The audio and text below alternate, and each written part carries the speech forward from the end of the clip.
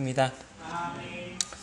오늘은 계속해서 요셉의 이야기를 마무리를 좀 지으면 좋을 것 같습니다. 본문 말씀은 창세기 40장 1절에서 41장 45절까지의 말씀입니다.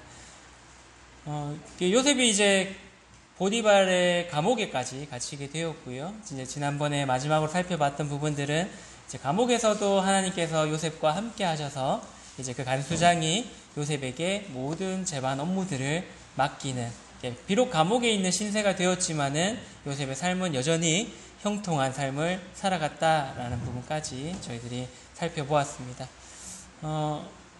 이제 이어서 이제 계속해서 말씀을 살펴보도록 하겠습니다.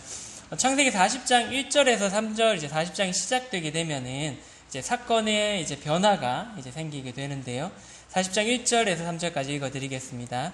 그 후에 애굽 왕의 술 맡은 자와 떡 굽는 자가 그들의 주인 애굽 왕에게 범죄한지라. 바로가 그 두 관원장 곧 술 맡은 관원장과 떡 굽는 관원장에게 노하여 그들을 친위대장의 집 안에 있는 옥에 가두니 곧 요셉이 갇힌 곳이라. 얼마의 시간이 지났는지는 명확하게 나와 있지는 않습니다만은 어느 날 이제 술 맡은 관원장과 떡 굽는 관원장이 바로 왕에게 뭔가 잘못을 해서 이제 감옥에 갇히게 되는 사건이 일어나게 됩니다. 근데 이제 때마침 그 감옥에 갇혔던 곳이 요셉이 갇혀있던 친위대장 보디발의 감옥으로 이제 갇히게 된 것입니다. 저는 이제 그 학생 때에는 술 맡은 관원장과 떡 굽는 관원장이 굉장히 우스운 직급이라고 생각을 했었습니다. 별거 아닌 것 같잖아요. 술이랑 떡이랑 준비해 주는 게 뭐 그리 큰 관직이겠냐라고 생각을 했었는데, 이제 조금씩 이제 나이를 들어가면서 배워보다 보니 이게 굉장히 높은 직급입니다. 이게 옆에서 어떻게 보면 왕의 음식을 다루는 자들은 얼마든지 왕을 또 암살할 수도 있고 죽일 수도 있는 위치에 있는 사람들이다 보니까 굉장히 왕이 신이 많은 사람들, 또 굉장히 왕이 이제 좀 총애하는 사람들이 이 자리에 앉을 수가 있는 것입니다. 그리고 이제 때로는 항상 가장 가까이 있는 사람이기 때문에 왕의 고민도 들어주고 또 왕에게 때로는 조언도 해주고 이런 여러 가지 역할들을 할 수 있는 굉장히 높은 관직입니다. 그래서 이 술 맡은 관원장과 떡 굽는 관원장이 정확하게 어떤 잘못을 했는지는 모르겠습니다만은 추측하건대는 뭔가 반역의 낌새가 있어서 갇히지 않았겠나라는 생각은 있습니다. 근데 어쨌든 요셉이 갇혀있던 그 감옥에 술 맡은 관원장과 떡 굽는 관원장이 갇히게 되면서 이제 40장의 이야기가 시작되게 됩니다. 그러고 이제 그 술 맡은 관원장과 떡 굽는 관원장들을 친위대장 보디발이 요셉한테 이 두 명을 좀 높으신 분들이니까 네가 좀 잘 보좌해드려라 라고 명령하는 장면이 그 다음에 나오게 되고요. 어떻게 보면 그런 장면들을 봤을 때는 친위대장 보디발의 마음은 이미 오해했었다는 것을 알게 되었던 것 같습니다. 그래서 요셉에게 이 두 높은 직급의 사람들을 맡기는 또 장면들을 보게 됩니다. 그러던 어느 날 40장 5절에 보면은 옥에 갇힌 애굽의 왕의 술 맡은 자와 떡 굽는 자 두 사람이 하룻밤에 꿈을 꾸니 각기 그 내용이 다르더라. 어느 날 이제 두 사람이 꿈을 꾸었는데 또 한 날 같은 꿈도 아니고 한 날 비슷한 거는 같은데 뭔가 좀 다른 꿈을 이제 꾸게 되었다라고 이제 기록이 되어 있습니다. 계속해서 보면요. 6절에서 8절 말씀 보면요. 아침에 요셉이 들어가 보니 그들에게 근심의 빛이 있는지라. 요셉이 그 주인의 집에 자기와 함께 갇힌 바로의 신하들에게 묻되 어찌하여 오늘 당신들의 얼굴에 근심의 빛이 있나이까. 그들이 그에게 이르되 우리가 꿈을 꾸었으나 이를 해석할 자가 없도다. 요셉이 그들에게 이르되 해석은 하나님께 있지 아니하니까 청하건대 내게 이르소서. 이제 요셉이 매일매일 그 사람들을 찾아갔겠죠. 이제 돌보기 위해서 또 필요한 거 없는지, 불편한 건 없는지 체크하기 위해서 매일매일 아마도 아침마다 찾아갔던 것 같습니다. 그래서 어느 날 이제 그 꿈을 꾸었던 그날에 요셉이 그 다음날 아침에 가보니까 이 술 맡은 관원장과 떡 굽는 관원장의 얼굴빛이 평소와는 조금 다르고 좀 뭔가 걱정이 있어 보이는 그런 것을 요셉이 캐치를 해냈던 것입니다. 그래서 이제 요셉이 물어보게 되죠. 왜 그러십니까? 얼굴빛이 별로 안 좋아 보입니다. 라고 물어보니까 이제 두 사람이 꿈을 꾸었는데 이걸 해석해 줄 사람이 없다. 그래서 그런 이제 고민들을 얘기를 하게 되죠. 그냥 요셉이 가만히 보니까 하나님께서 능히 해석해 줄 수 있을 것 같아서 꿈은 하나님이 해석해 줄 수 있으니까 한번 내한테 얘기해 보세요. 그럼 제가 한번 들어보고 하나님 통해서 해석해 드릴 수 있도록 하겠습니다. 라고 얘기를 합니다.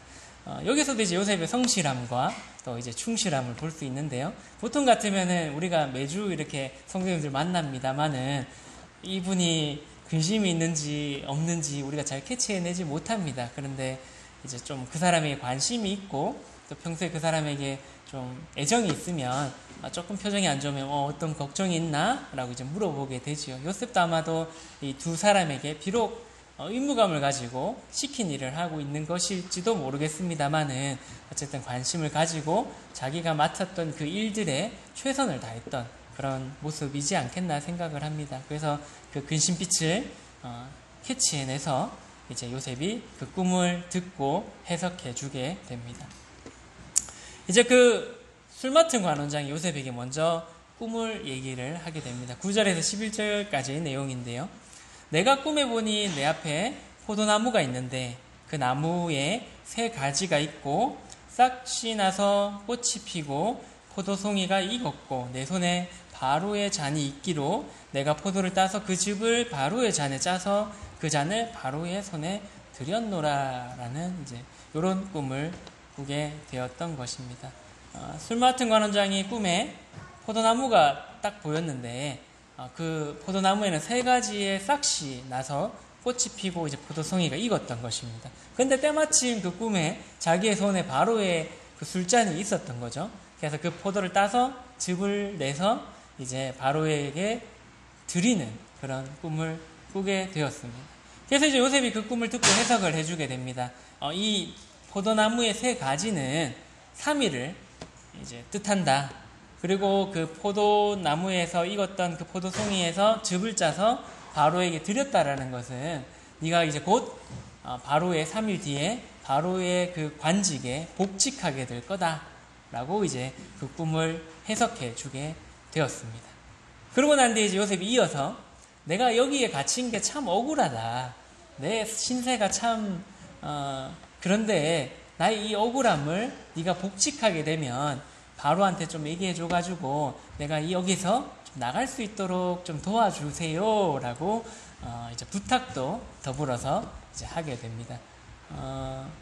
아마 술 맡은 관원장은 그때 당시에 그 꿈이 이루어진다면은 이 요셉을 꼭 구해줘야겠다라는 생각을 했을지도 모르겠습니다. 어쨌든 그 요셉이 그런 부탁을 하는 장면들도 나오게 됩니다.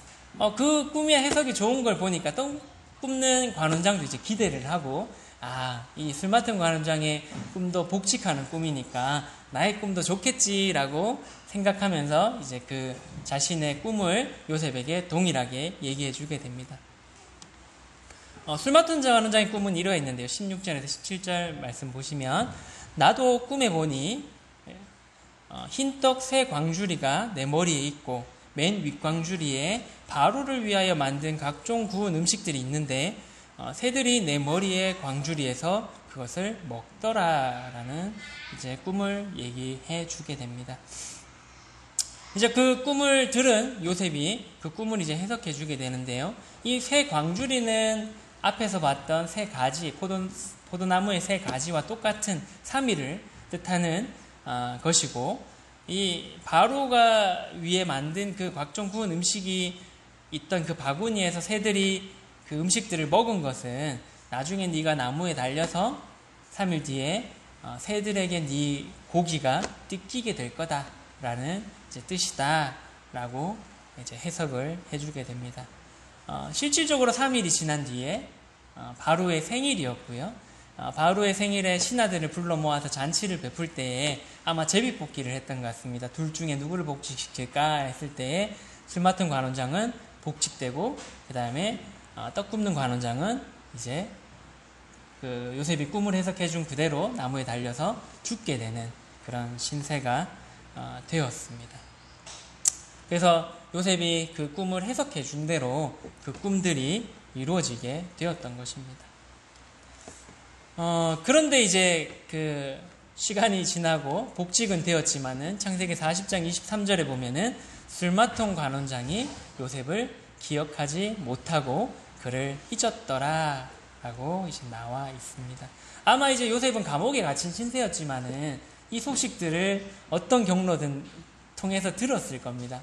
네가 꿈 해석해준 대로, 혹은 이제 해석해준지 모른다면은 이제 그 풀려나갔던 술 맡은 관원장은 복직됐고 떡 굽는 관원장은 나무에 달려서 죽었다 하더라 라고 어느 경로를 통해서는 어쨌든 요셉은 그것을 알았을 겁니다. 그래서 얼마나 기대했겠습니까? 야, 내가 술 맡은 관원장한테 부탁했는데 분명히 나를 기억하고 나를 구해줄 거야 라는 요셉이 조금 뭐 작은 희망이지만 희망을 가지고 살았을 것이라고 생각을 합니다. 근데 여기에서 이제 성경에서 나오는 말씀을 봤을 때 술 맡은 관원장은 요셉을 기억하지 못했고 그 요셉이라는 존재 자체를 잊었다라고 기록되어 있습니다. 어떻게 보면 그 술 맡은 관원장이 한마디만 해줬으면 그 감옥에서 풀려날 수는 있었을 거라고 생각을 합니다. 높은 관직이었고 또 바로에게 부탁하고 바로가 명령하면 비록 보디발이 가뒀다 하더라도 충분히 풀어줄 수 있는 그런 권세를 가진 사람이었습니다. 하지만 아직 그 요셉이 생각했을 때는 아마 술 맡은 관원장이 복직되면 자기가 풀려날 수 있을 거라고 생각했지만 아직 하나님의 때는 이때가 아니었던 것입니다. 그러고 난 뒤에 41장으로 넘어가면서 1절에 만 2년 후에 바로가 꿈을 꾼 즉이라고 하면서 또 사건의 전환이 일어나게 됩니다. 요셉이 그 술 맡은 관원장이 복직되고 만 2년이라는 시간이 지났던 것이죠. 형제님들은 이제 만 2년이라는 시간이 얼마나 고통스러운지 군대에서 체험하셨을 거라고 생각을 합니다.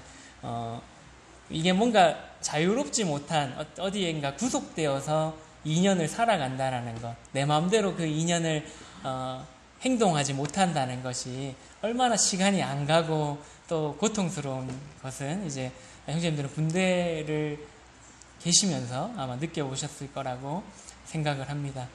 굉장히 남들은 휴가 나오면 야, 너 벌써 또 나왔냐? 혹은 야, 벌써 100일 지났냐라고 하지만 나는 정말 그 100일이 길고 긴 시간을 보내서 나온 건데 이제 그렇게 될 밖의 시간과 이 안의 시간은 또 다르리라고 생각을 합니다. 어쨌든 처음에 아마 요셉이 한 달 좀 지났을 때는 그래도 나를 기억하고 지금 얘기하고 있는 중인가 보다 하고 이 희망을 가졌을지도 모르겠습니다. 근데 또 반년이라는 시간이 지났을 때는 설마 나를 잊었겠어? 그래도 나를 기억하고 나를 풀려날 수 있도록 도와줄 거야. 1년쯤 지났을 때는 나를 잊었나? 그래도 나를 기억할 거야 라는 희망을 가지고 살았을지도 모르겠습니다만 시간이 지나면 지날수록 그 술 맡은 관원장에 대한 희망과 기대는 아마 없어졌을 것입니다. 아마 요셉은 이 2년이라는 시간을 지나가면서 좀 더 하나님께 의지하고 그래, 내가 술 맡은 관원장을 기대했었는데 역시 사람에게 기대할 것은 없구나. 하나님만이 나를 보살펴 주시고 나와 함께 하시는 분이라는 것을 이 2년이라는 시간 동안에 더 많이 배우고 더 많이 느꼈을 거라고 생각을 해보게 됩니다. 어쨌든 그 2년이라는 시간이 지나고 난 뒤에 바로가 이제 꿈을 꾸게 됩니다. 창세기 41장 1절에서 7절까지 바로의 이제 꿈을 꾸는 장면이 어떤 꿈을 꿨는지가 나오게 되는데요. 제가 한번 읽어드리도록 하겠습니다. 자기가 나일 강가에 서 있는데 보니 아름답고 살찐 7 암소가 강가에서 올라와 갈밭에서 뜯어먹고 있는데 이제 그 뒤에 또 흉하고 파리한 다른 7 암소가 나일 강가에서 올라와 그 소와 함께 나일 강가에 서 있더니 그 흉하고 파리한 소가 그 아름답고 살찐 7소를 먹은지라. 바로가 곧 깨었다가 다시 잠이 들어 꿈을 꾸니 한 줄기에 무성하고 충실한 7 이삭이 나오고 그 후에 또 가늘고 동풍에 마른 7 이삭이 나오더니 그 가는 7 이삭이 무성하고 충실한 7 이삭을 삼킨지라. 바로가 깬지 꿈이라. 이제 바로가 두 가지의 꿈을 꾸게 되는데, 첫 번째 꿈은 이제 살찐 암소가 7마리가 이렇게 풀을 뜯고 있었는데 삐쩍 마른 암소 7마리가 나오더니 살찐 7 암소를 잡아먹는 꿈을 꾸게 되었습니다. 그래서 바로가 깜짝 놀라가지고 잠에서 깨었죠. 그래서 마음이 막 진정이 안 되는데 겨우 이제 마음을 추스리고 다시 잠이 들었는데, 이번에는 충실한 이제 7 이삭이 나왔는데 또 이제 말라 비틀어진 그런 또 7 이삭이 나오더니 그 충실한 7 이삭을 잡아먹어버리는, 삼켜버리는 그런 꿈을 연속해서 꾸게 되었습니다. 그러고 난 뒤에 바로가 또 놀래서 깼는데 꿈이었구나 라고, 이제 이게 무슨 뜻일까 라고 이제 고민하게 되었습니다. 뭔가 이제 뜻이 있는 비슷한 것 같은 이 꿈을 꾸게 되었던 이 바로는 이제 성경에 보면 마음이 번민해서 사람들을 막 이제 불러 모으게 됩니다. 그래서 이제 그런 꿈을 해석해주는 지혜자들을 그 왕이 다 불러 모았지만은 이 꿈을 아무리 얘기해 줘도 그 꿈의 뜻을 해석할 수 있는 사람이 없었다라고 이제 성경에 기록되어 있습니다. 그래서 바로의 꿈은 꾸었고 그 꿈에 대해서 너무 궁금한데 그 꿈을 해석해 줄 사람이 바로의 주변에는 없었던 것입니다. 그때 이제 술 맡은 관원장이 그제서야 이제 생각이 났던 것입니다. 요셉, 내 꿈도 해석해 줬는데 우리 바로 왕의 꿈도 해석해 줄 수 있겠네 라는 생각이 들었던 것입니다. 9절에서 13절 말씀 보시면, 술 맡은 관원장이 바로에게 말하여 이르되 내가 오늘 내 죄를 기억하나이다. 바로께서 종들에게 놓아사 나와 떡 굽는 관원장을 친위대장의 집에 가두셨을 때에 나와 그가 하룻밤에 꿈을 꾼즉 각기 뜻이 있는 꿈이라. 그곳에 친위대장의 종된 히브리 청년이 우리와 함께 있기로 우리가 그에게 말하매 그가 우리의 꿈을 풀되 그 꿈대로 각 사람에게 해석하더니 그 해석한 대로 되어 나는 복직되고 그는 매달렸나이다. 이제 이때 그 바로가 고민하고 있을 때 술 맡은 관원장이 옆에서 이제 요셉이라는 존재가 드디어 기억이 났던 것입니다. 만 2년 만에. 그래서 이제 그때 당시에 자기가 감옥에 갇혔을 때 꿈을 꿨는데 그 꿈을 요셉이 해석해 줬습니다. 그래서 그 꿈 해석한 대로 나는 복직됐고 떡 맡은 관원장은 나무에 매달려 죽게 되었습니다. 라고 이제 그 꿈을 해석해 준 요셉을 드디어 이제 추천해 주게 되었습니다. 그래서 이제 가장 어떻게 보면 극적인 순간에 요셉이 풀려날 수 있는, 그 꿈을 해석해 줄 수 있는 그런 기회가 생겼던 것이죠. 아마도 그 술 맡은 관원장이 그때 당시에 2년 전에 바로 복직돼가지고 요셉을 풀어줄 수 있도록 도와줬다면은 정말 이 중요한 순간, 바로가 꿈을 꿨을 때는 아마도 요셉은 아버지한테로 돌아갔을 거고요. 보통 요즘 같으면 전화해가지고 야 그래도 너 그때 꿈 해석해줬는데 좀 와서 좀 해석해줘 라고 할 수 있겠지만은, 이때 당시에는 그 머나먼 길을 가나안으로 돌아가 버리게 되면 요셉을 찾을 방법이 아마 없었을 것입니다. 그래서 요셉이 이 꿈을 해석도 못 해줬을 거고, 요셉이 어떻게 보면 총리도 못했을 거고, 그러면 7년의 풍년이 있을 때는 요셉의 70명의 야곱의 가족들은 잘 먹고 잘 살았겠지만 7년의 흉년이 왔을 때는 아마 그 가족들은 굶어 죽었을 수도. 그래서 하나님의 계획들이 아브라함을 통한 그런 축복의 계보를 이어가는 계획들이 틀어졌을 수도 있을 것입니다. 그래서 하나님께서 가장 합당한 때에 요셉이 이 꿈을 해석할 수 있는 그 위치에 있도록 하나님께서 만들어 놓으셨던 것입니다. 그래서 이 소식을 들은 이제 바로는 요셉을 불러와라 라고 이제 명령을 하게 되고요. 요셉은 이제 그 감옥 안에서의 그 추한 모습들, 수염도 깎고 목욕도 하고 또 옷도 다시 새롭게 입고 바로 앞에 요셉이 서게 되었습니다. 41장 15절에서 16절의 말씀에 보면 이제 바로가 요셉에게 이르되 내가 한 꿈을 꾸었으나 그것을 해석하는 자가 없더니 들은즉 너는 꿈을 들으면 능히 푼다 하더라. 이 말을 들은 이제 요셉이 바로에게 대답하여 이르되 내가 아니라 하나님께서 바로에게 편안한 대답을 하시리이다.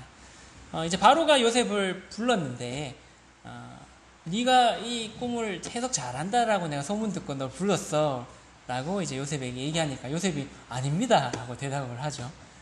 얼마나 황당했겠습니까? 야, 너 해석 잘한다고 불렀는데 저는 아닙니다 라고 이렇게 얘기를 하니 어떻게 보면 한편으로는 바로가 이 뭐지? 라고 생각을 했을 겁니다. 그러면서 이제 이어서 얘기하는 게 내가 해석하는 게 아니라 하나님께서 당신에게 편안하게 이 꿈의 해석을 들려주실 겁니다. 나를 통해서 라고 이제 얘기를 해주게 되었죠. 그래서 요셉은 이 많은 세월 동안 이제 하나님과 함께하는 법을 배워가면서 내가 하는 것이 아니라 다 나를 통해서 하나님께서 하시는 거구나 라는 것을 배운 것 같습니다. 그리고 내가 어떤 능력을 나타내는 것이 아니라 나를 통해서 하나님께서 그런 것들을 보여주시는 거다라는 것을 철저하게 배우고 느꼈던 것 같습니다. 우리는 때로 이제 뭔가 어떤 것을 할 때에 야, 내가 잘나서 라는 생각을 할 때가 참 많습니다. 그래서 그래도 내가 이런 능력이 있으니 하나님이 나를 통해서 일하시는 거야 라고 착각할 때가 참 많이 있습니다. 그렇게 되면은 내가 교만해지게 되고요.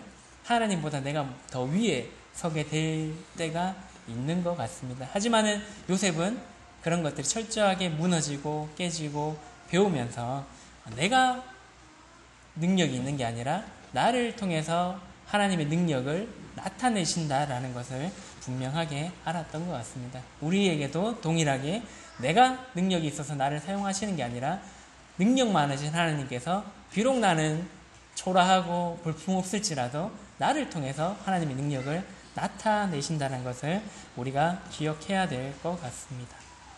그래서 우리는 아무것도 아니지만은 우리 안에 계시는 하나님께서 우리와 함께 하시기 때문에 이 모든 것들이 형통할 수 있고 모든 것들이 하나님의 능력을 나타낼 수 있다라는 것입니다. 그래서 이제 요셉이 그 바로에게 꿈을 이제 해석해 주게 됩니다. 41장 25절에 보면은 요셉이 바로에게 이르되 바로의 꿈은 하나라 하나님이 그가 하실 일을 바로에게 보이심이다 라고 이제 얘기하면서 그 꿈들을 해석해 주게 됩니다. 두 꿈은 이제 우리가 봐도 내용이 비슷하잖아요.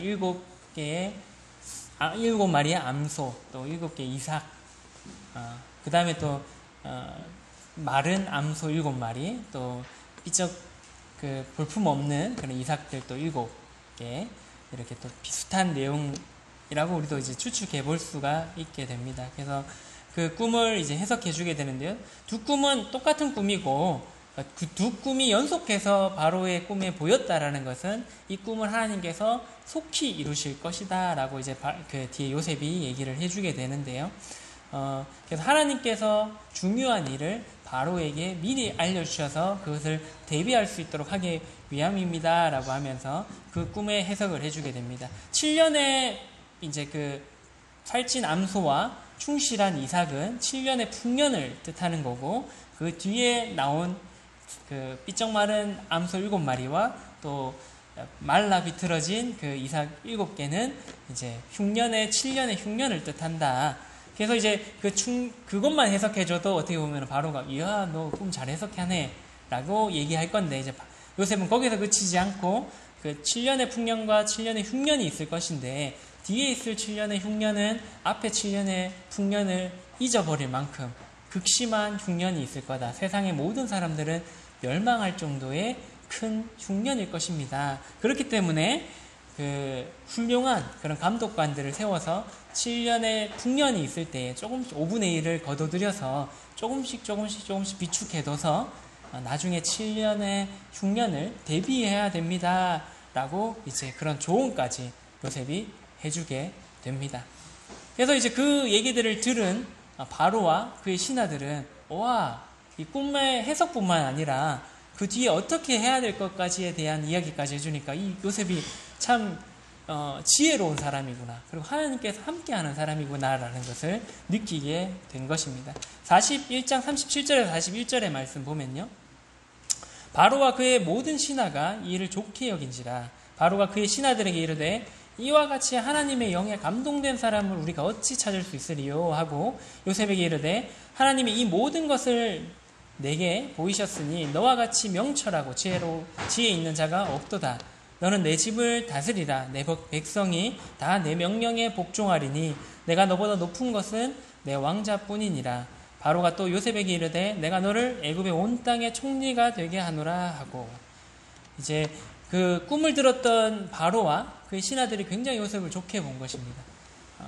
물론 이제 요셉이 하나님께서 이 꿈을 해석해 준다라고 얘기했기 때문일 수도 있겠지만은 요셉이 하나님의 영이 함께 하신다는 것을 다른 사람들도 느꼈던 것입니다. 마치 보디발이 하나님이 요셉과 함께 하시는 것을 느꼈던 것처럼 바로와 그 신하들도 요셉이 하나님과 함께 하신다는 것을, 하나님이 요셉과 함께 하신다는 것을 바로와 그 신하들도 느꼈던 것 같습니다. 그래서 하나님의 영이 함께하는, 또 지혜와 총명한 그 요셉을 바로는 총리로서 이제 삼게 되었던 것입니다.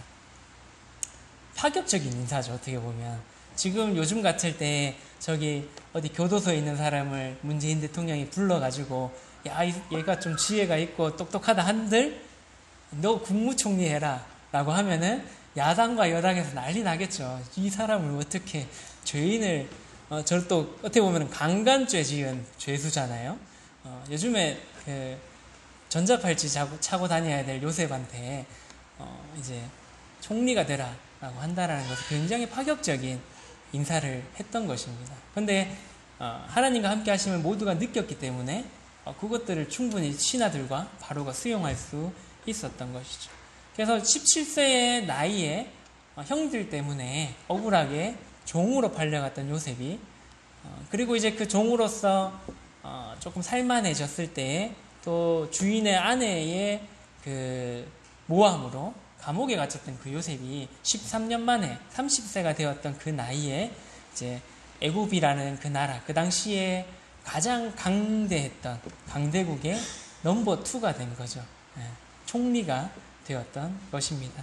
그러면서 이제 그 총리가 되었던 요셉은 총리가 되고 난 뒤에 그 7년의 풍년 때에 창고들을 지어서 그 곡식들을 차곡차곡 비축하게 됩니다. 거기서 요셉의 지혜가 또 볼 수 있는 게 7년 동안 곡식이 썩지 않고 14년을 버텼다라는 거죠. 어떻게 보면은 그 최고의 저장고도 준비를 해서 만들었던 것 같고, 어쨌든 7년간의 그 묵은 그 곡식들을 후에 7년을 충분히 먹고 남을 만큼 요셉이 비축하고 하는 장면들이 뒤에 보면은 나오게 됩니다. 그리고 이제 요셉이 또 더 지혜로웠던 부분들이 그 7년의 흉년 때 했던 모습들을 보면 볼 수 있습니다. 처음에는 돈을 받고 곡식을 주고, 그 다음에는 땅을 주고 그 백성들이 자연스럽게 농사할 수 있도록 만들어서 거기서 또 수익을 거둬들이고, 그러고 난 뒤는 나중에 결국엔 다 사람까지 바로의 종으로 만들어 버리거든요. 그래서 먹고 살 수 있도록 하면서 그 애굽의 모든 땅과 재산들을 바로 앞으로 돌리는 그런 지혜들도 요셉이 나중에 보여주게 됩니다. 그래서 요셉이 30세에 총리가 되었고, 그 훗날에 7년의 흉년이 왔을 때 결국에는 형들이 찾아오게 되죠. 찾아오게 되어서 요셉의 형들이 정말 요셉의 꿈을 꾸었던 그 장면대로 그 감히 쳐다볼 수 없는 존재잖아요. 애굽이라는 나라의 넘버 2, 바로의 바로 밑에서 모든 일들을 주관하는 그 사람, 바로 자신의 동생 요셉 앞에 무릎을 꿇고 식량 좀 사러 왔습니다 라는 장면이 후에 나오게 됩니다.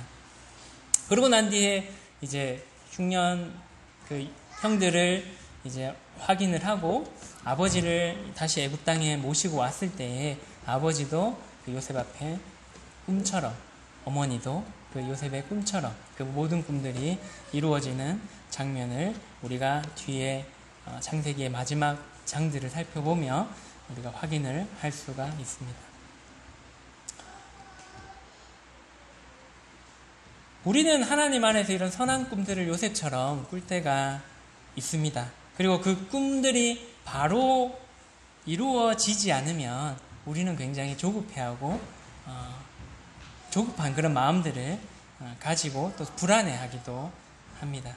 하지만 하나님께서는 그 때를 계획하고 계시고 우리는 그 하나님의 적절한 그 때를 알지 못합니다.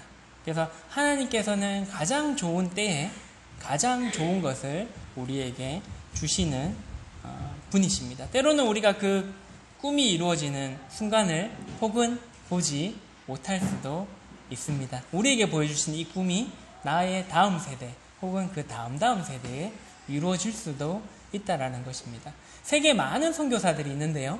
선교사들이 하나님께서 보여주신 그 꿈을 가지고 이 복음을 전하기 위해서 각 오지에 가게 됩니다. 그런데 우리가 아는 것처럼 가자마자 죽으시는 분들도 있고요. 이 대한민국이 조선이라는 땅에 왔던 선교사들도 그렇습니다. 복음 한마디 못 전해보고 돌아가신 분들도 참 많습니다. 그런데 그 자기의 그 눈으로 하나님께서 그 꿈을 이루시는 것은 이 땅에서 보지는 못했지만은 결국에는 나중에 하나님께서 가장 적절한 그때에 이 대한민국이라는 땅을 복음화시키고 또 그 오지에서 복음도 못 전해보고 돌아가셨던 그 선교사님이 뿌려놓았던 그 씨앗이 나중에 그 오지에 복음화되고 하나님을 알 수 있는 그런 일들이 일어나기도 하는 것입니다. 그래서 하나님께서 생각하신 가장 좋은 때에 하나님께서는 이 일들을 이루신다는 것입니다. 성경에 하나님의 때를 잘 지켜서 복받은 사람도 있고요.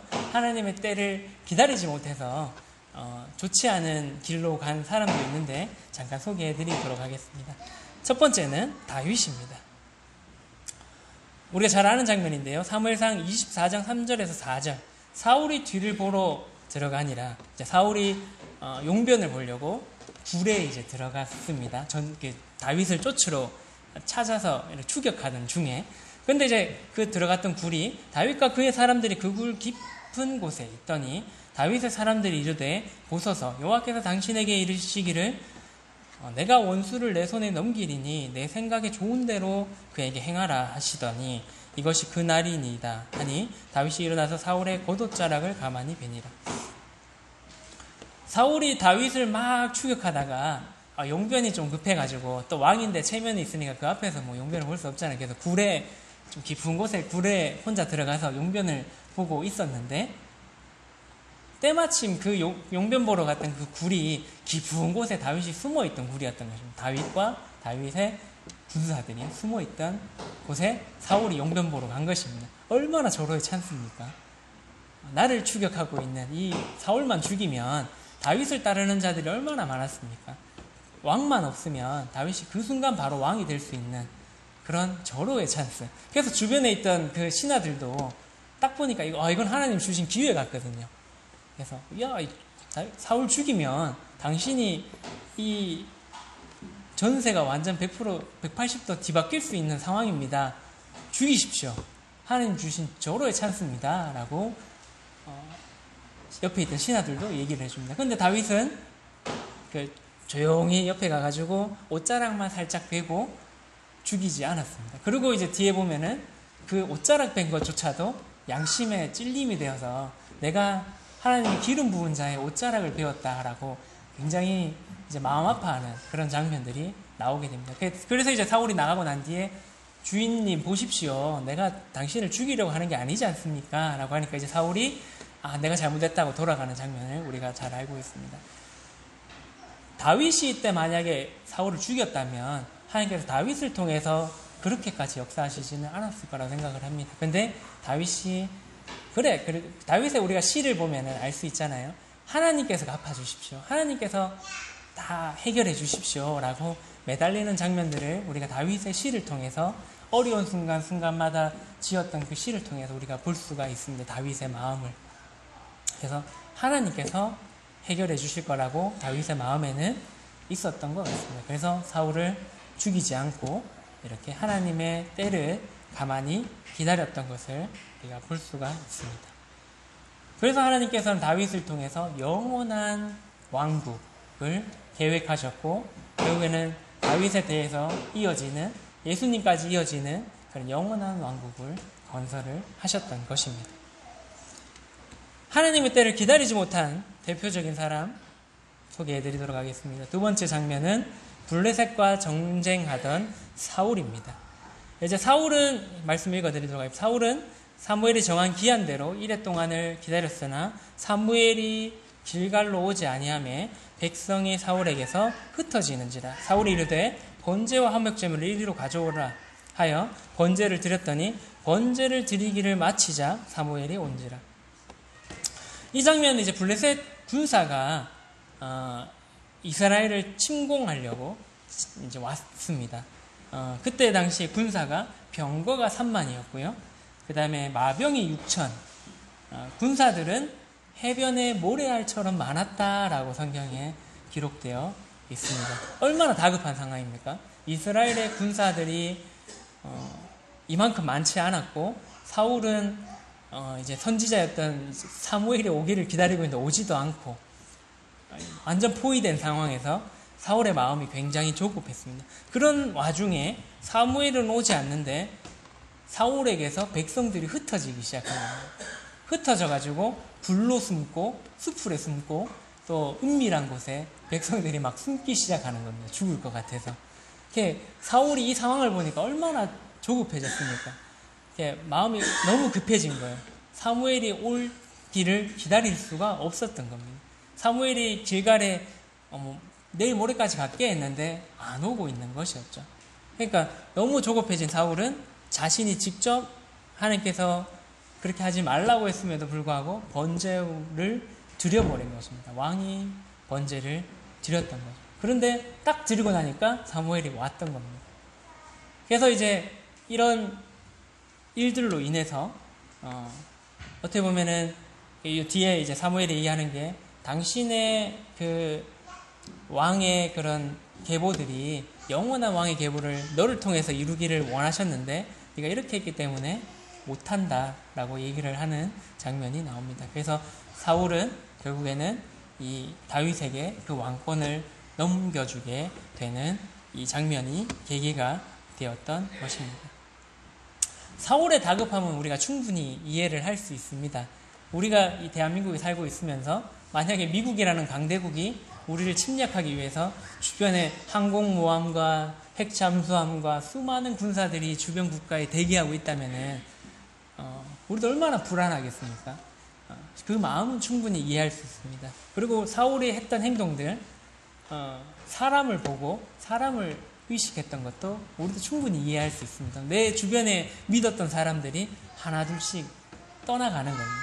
얼마나 조급하고 그랬겠습니까? 하지만은 다윗과 사울의 가장 큰 차이점은 사울은 그 상황과 주변의 사람들을 의식하고 의지했지만은 다윗은 그 상황과 주변의 사람들을 본 것이 아니라 오로지 이 모든 상황들을 해결할 수 있는 하나님만 바라보고 의지했던 것입니다. 그래서 다윗의 그 왕국은 영원할 수 있었던 거고요. 사울의 왕국은 그 대에서 끝이 났던 것입니다. 우리도 이런 그 다윗처럼 비록 우리의 상황은 또 내 주변의 사람들은 비록 나를 떠나가고 좀 좋지 않게 흘러간다 할지라도 이 모든 상황을 180도 바꾸실 수 있는 하나님을 기대하고 하나님의 때를 우리가 바라볼 필요가 있는 것입니다. 그럴 때 하나님께서 하나님의 때에 가장 좋은 때에 가장 좋은 것을 우리에게 주실 수가 있는 것입니다. 우리가 먼저 움직였을 때 하나님께서 그걸 주시려고 하다가도 하면서 안 주실 수도 아니면 다른 사람에게 줄 수도 있다라는 것을 우리가 기억해야 될 것입니다. 말씀 정리하도록 하겠습니다. 그 3시간 동안 요셉을 통해서 살펴보았던 부분들 정리하도록 하겠습니다. 우리가 구원받은 첫 번째는 그리스도인은 하나님 안에서 선한 꿈을 꿔야 됩니다. 그리스도인이 구원을 받고 나면 끝이 아닙니다. 구원을 받은 그 시점이 이제 시작인 것입니다. 그런데 우리는 구원받으면 끝이라고 생각하기 때문에 그 시작을 하지 못할 때가 참 많이 있습니다. 구원받은 성도라면, 그리스도인이라면 그때부터 하나님께서 우리를 사랑하신 하나님께서 어떤 것을 좋아하실까, 어떤 것을 기대하실까라는 고민을 하면서 하나님이 좋아하시는 것들을 함께 꿈꿔가야 되는 것이 필요한다고 생각을 합니다. 두 번째는 그런 와중에 하나님께서는 우리가 하나님의 일을 합당하게 할 수 있도록 그리스도인들을 연단하시기도 하십니다. 하나님의 일을 맡기기 위해서 훈련시키시고 또 그런 또 여러 가지를 배울 수 있도록 그런 기회들을 마련해 주시기도 하십니다. 요셉처럼 혹은 다윗처럼 또 여러 많은 믿음의 선배들처럼 이런 기간들이 우리에게도 필요할 수도 있다는 것을 잊지 말아야 됩니다. 하지만 그런 연단하는 과정에서 우리가 비록 힘들고 어려울지라도 하나님께서는 항상 우리와 함께 하신다는 것을 잊지 말아야 됩니다.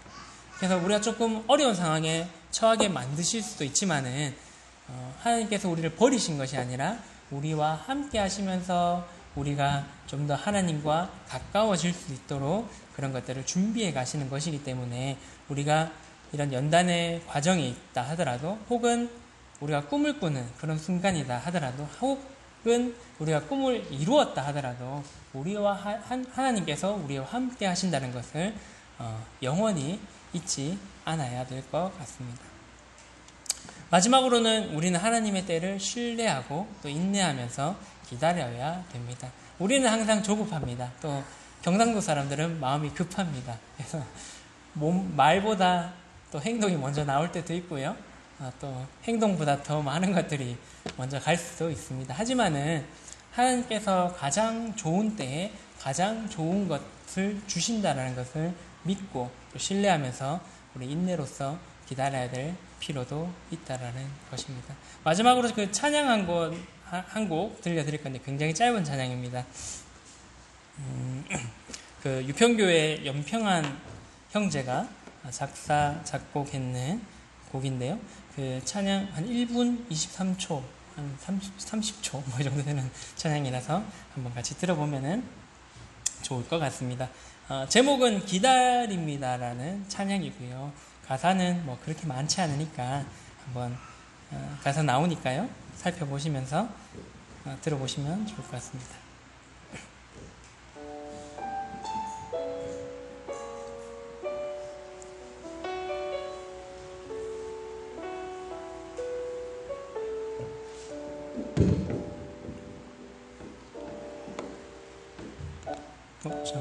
기다립니다. 주님의 시간을 기대합니다. 주님의 방법을 신뢰합니다. 주님의 인도를 따르렵니다. 주님 가신 길을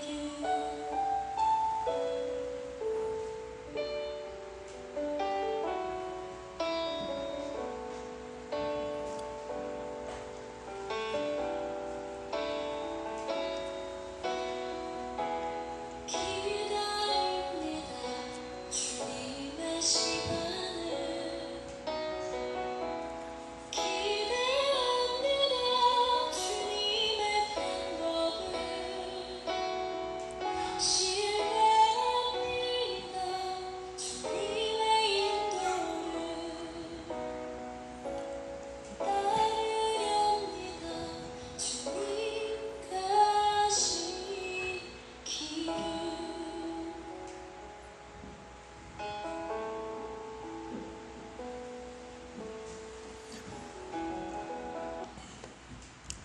이 찬양이 우리의 고백이 되면 좋을 것 같습니다. 하나님의 때를 기다리고 또 사람의 방법이 아닌 하나님의 방법을 기대하고 또 하나님의 인도하심을 신뢰하고 또 그러면서 주님이 가신 그 길을 걸어가는 우리 모두가 되면 좋을 것 같습니다. 이 길은 좁고 험한 길이라고 했습니다. 때로는 가기에 힘들 수도 있는 길일 수도 있습니다. 하지만은 하나님께서 함께 하시는 그 길이 가장 좋은 길일 것입니다.